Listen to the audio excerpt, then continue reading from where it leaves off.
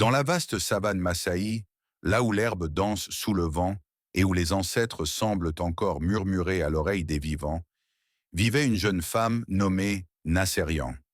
Fille unique d'un ancien respecté, elle avait grandi en apprenant à honorer les traditions, sans jamais oser les remettre en question.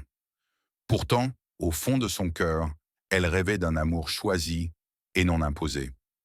Chaque matin, Nasserian se rendait au point d'eau sacré pour y puiser de l'eau. Un jour, alors que le soleil se levait lentement sur la savane, elle croisa le regard d'un jeune guerrier. Il s'appelait Lengai. Son port était fier, sa lance bien droite, mais son regard portait une douceur inhabituelle. Ils se reconnurent sans se connaître. Tous deux savaient pourtant qu'ils n'auraient jamais dû se parler. Leur clan était ennemi depuis des générations. Lengai hésita, puis murmura qu'elle ne devait pas lui demander d'où il venait, car si elle le savait, elle serait obligée de le fuir. Nasserian sourit malgré la peur. Ce sourire marqua le début d'un amour interdit. Les jours suivants, ils se retrouvèrent en secret, loin des regards, sous un grand arbre que les anciens disaient sacré. La nuit, éclairée par les étoiles, ils parlèrent d'un avenir qu'ils savaient presque impossible.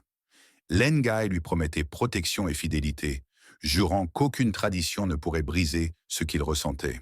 Nasserian croyait ses paroles, car son cœur battait à l'unisson avec le sien. Mais la savane n'oublie jamais les conflits anciens. Un soir, un troupeau disparut et un ancien fut blessé lors d'une altercation. Très vite, les soupçons se tournèrent vers le clan de Lengai. La colère se répandit comme un feu dans l'herbe sèche. Le conseil des anciens se réunit et, sans attendre la vérité, décida qu'une attaque serait menée à l'aube contre le clan accusé. Lorsque Lengai apprit la décision, il sentit le sol se dérober sous ses pieds.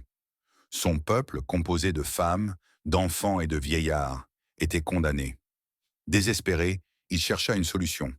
Mais les traditions étaient plus fortes que la justice. Il fut convoqué en secret par le père de Nasserian. L'ancien ne parla pas longtemps. Il lui posa un choix cruel. Livrer Nasserian et renoncer à elle, ou assister à la destruction de son clan. Lengai resta seul sous le ciel sombre, déchiré entre l'amour et le devoir.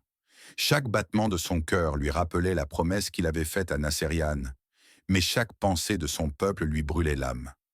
À l'aube, des guerriers vinrent chercher Nasserian. Elle ne comprenait pas. Enchaînée par la trahison plus que par les cordes, elle chercha Lengai du regard. Il était là, debout, silencieux. Leurs yeux se croisèrent. Il ne dit rien. Il ne bougea pas. À cet instant, Nasserian comprit tout. Sa voix trembla lorsqu'elle murmura qu'il l'avait vendu pour sauver les siens. Une larme glissa sur la joue de Lengai, mais il resta figé. Il venait de sauver son clan, en détruisant l'amour de sa vie.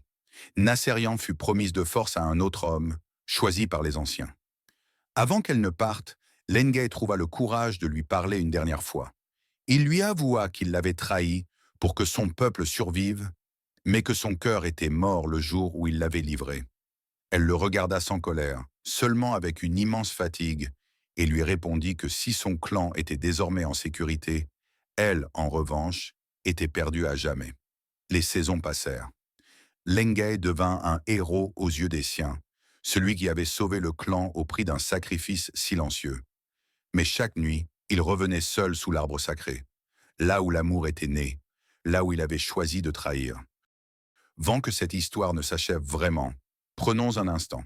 Dis-moi, quelle leçon as-tu tirée de cette histoire? Est-ce que l'amour doit toujours se sacrifier devant la tradition? Est-ce que sauver un clan peut justifier la trahison d'un cœur? Ou bien est-ce que le silence de Lengai est la plus grande des violences? Chacun entend cette histoire différemment. Certains verront un homme courageux, d'autres verront une femme brisée. Mais une chose est sûre, chaque choix a un prix. Alors dis-moi en commentaire. À la place de Lengai, qu'aurais-tu fait? Et à la place de Nasserian, aurais-tu pardonné? Ton avis compte.